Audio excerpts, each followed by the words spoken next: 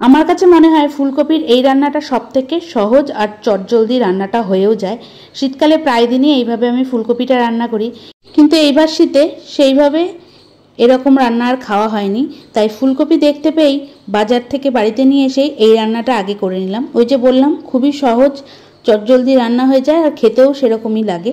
তার জন্য ফুলকপিগুলো আগে একটু বড় বড় করেই কেটে নিচ্ছি, আর একদম যেগুলো বড় সেগুলো মাঝখান থেকে কেটে নিয়ে ভালো করে ধুয়ে নেব। এবার কড়াইয়ে জল বসিয়ে দেব। জলটা যখন উষ্ণ গরম হতে শুরু করে দেবে, ফুলকপিগুলো দিয়ে 2 থেকে 3 মিনিট মতো ভাপ দিয়ে নেব। মোটেও কিন্তু সেদ্ধ করছি না, সেদ্ধ করলে ফুলকপিগুলো আর ভাজা যাবে না, একদম গলে যাবে। তাই 2 থেকে 3 মিনিট মতো ভাপ দিয়ে নেব। আস্তে আস্তে ফুলকপিগুলো ফুটতে শুরু করে দিয়েছে। এবার জল থেকে ছেঁকে তুলে আবারও একবার ঠান্ডা জলে ভালো করে ধুয়ে নেব। এবার আমি মশলাটা তৈরি করে নেব।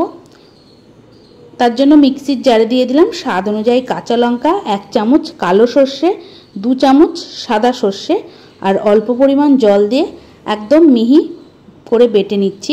আপনারা চাইলে এই সর্ষে বাটার মধ্যে সামান্য পরিমাণ লবণও দিয়ে দিতে পারেন। আমি যেহেতু কাঁচা লঙ্কা দিয়েছি তাই আর লবণ দিলাম না।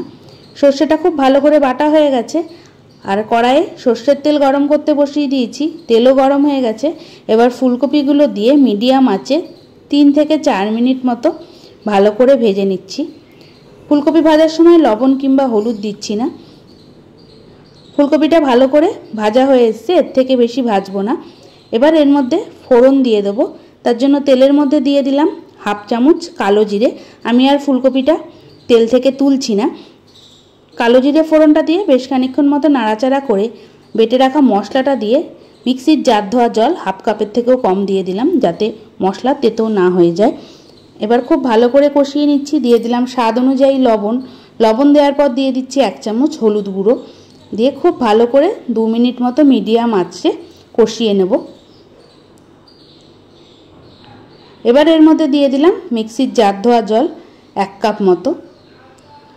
এবার দিয়ে দিচ্ছি 2টো কাঁচা লঙ্কা ভেঙেই দিলাম, আর দিয়ে দিচ্ছি স্বাদ অনুযায়ী চিনি। এবার খুব ভালো করে নাড়াচাড়া দিয়ে গ্যাস সিম করে ঢাকনা দিয়ে ঢেকে 5 থেকে 7 মিনিট মতো রান্না করছি। 5 থেকে 7 মিনিট পর ঢাকনাটা তুলে নিলাম। ফুলকপিগুলো সিদ্ধ হয়ে গেছে।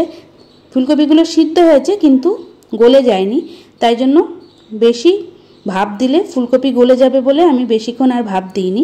এবার নামানোর আগে দিয়ে দিলাম, বলতে পারেন এই রান্নার জাদু, সেটা হচ্ছে ধনেপাতা। ধনেপাতা না দিলে খেতে মোটেও ভালো লাগে না।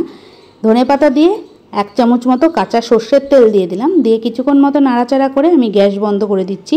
ধনেপাতা দিয়ে বেশিক্ষণ কিন্তু রান্না করব না, তাহলে ধনেপাতার গন্ধটা চলে যাবে। এবার আমি নামিয়ে নিলাম। তাহলে তৈরি হয়ে গেল ফুলকপির ঝাল সর্ষে। আশা করছি রেসিপিটা ভালো লাগলো। দেখা হবে অন্য কোনো নতুন রান্না নিয়ে। ততক্ষণ ভালো থাকুন, সুস্থ থাকুন।